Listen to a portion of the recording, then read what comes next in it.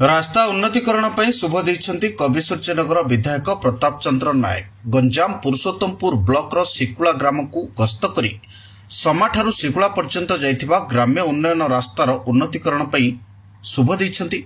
दीर्घ दिन धरी उक्त रास्तार अवस्था शोचनीय होइथिबा बेले एहार उन्नतीकरण पर अंचलवासी दाबी करथिले। उक्त रास्तार उन्नतीकरण हेले आखपाख बहु ग्रामर लोके उपकृत होई परिबे। उन्नतीकरण कार्य पर 3,19,00,000 टंका व्ययबराद करा जाइछि।